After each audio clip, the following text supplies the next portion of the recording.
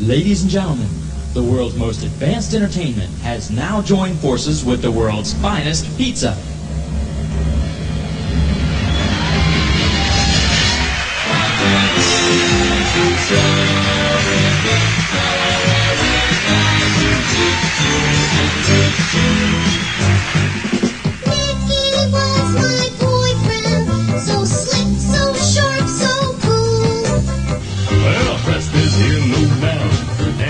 Goes down and round, yeah.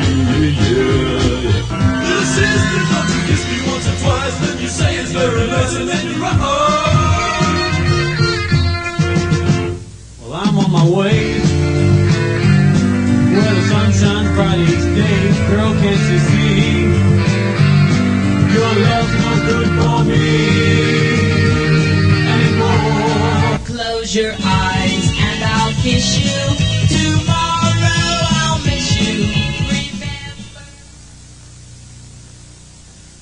We went to the International Association of Amusement Parks and Attractions Convention several years in a row, looking for customers who would allow us to use our best talents that we could use and develop for them to build shows. And we got real lucky one year when we just happened to meet Bob Brock and the folks from Showbiz Pizza Place, because they needed our animation and we needed their application. We developed the Rocket Fire Explosion simultaneously with the other two stages at Showbiz Pizza Place. So to really get as much variety as possible, we developed a puppeteer team, Rolf and Earl, and they were to be and are the first animated puppeteers in the world. And which one is the puppet and which one is the puppeteer is still up for grabs. Okay, get ready, because all of you Showbiz Pizza lovers out there are going to be treated with the Rocket Fire Explosion's personal dedication to the Beatles. Yeah, and here to start things off is our very own Beach Bear. On the other stage, we have Billy Bob and Looney Bird. And they're a team, too, and their teammanship works real well. Billy Bob is kind of naive about a lot of things, but he's got his heart in the right place. He's sweet and innocent and lovable and sincere, the complete opposite of Rolf.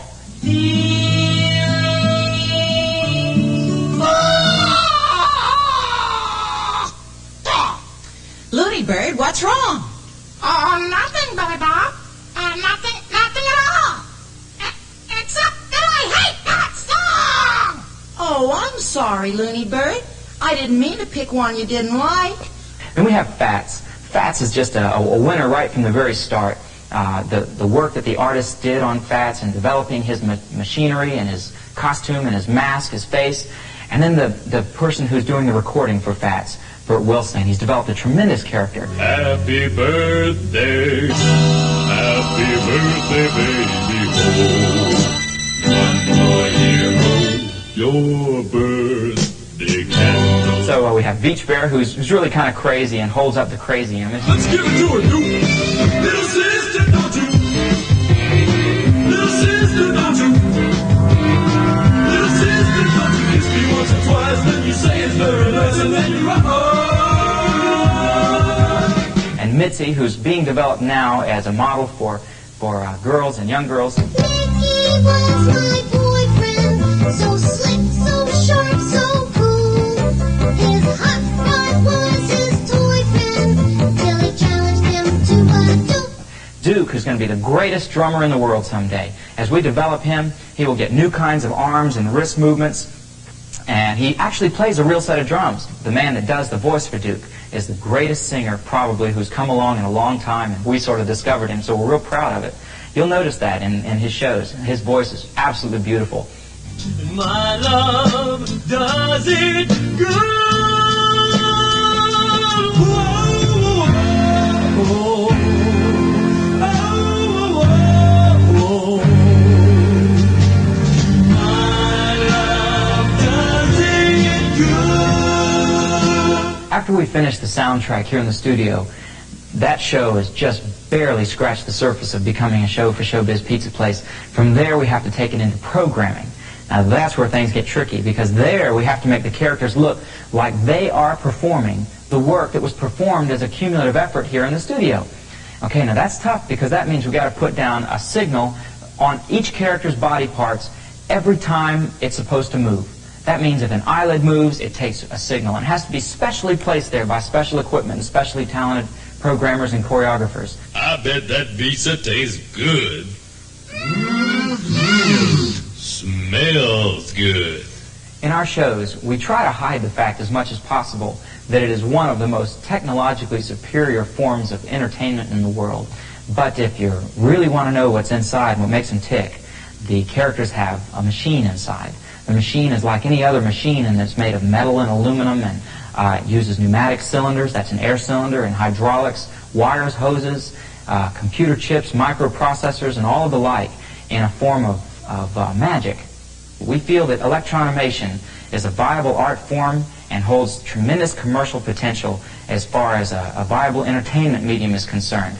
Just like in the early days when movies first came out and they were black and white and they didn't have sound, they had to be developed in order to really appeal to the mass market. And then after they were developed, people started getting into good programming. They started writing good movies. It became more important to have a good plot. It became more important to be more in-depth with your movie. Well, that's the way electronimation is. It's becoming more important all the time to have a good show, besides just having a technically superior show. We once dreamed that we would be the best animation company in the world. We once dreamed that we'd have our animation out in front of everyone and that everyone would see it. And this dream has become a reality, and it's becoming more so every day. We're all basically performers at heart. We're just lucky enough that we're collectively combined with some talent for engineering and art and mechanics to make it possible to combine this new entertainment art form for showbiz. We're young, we're excited, we're idealistic, and we really want to see our characters become the greatest entertainment medium to come out of the 1980s. That'll be our niche. We're having a birthday party. Today is a special one. And having a birthday party is a lot of fun. So light up the candles, one for every year that's gone. We'll sing a song for you, and we're hoping your birthday wish comes true. You're gonna get lots of presents. You're gonna get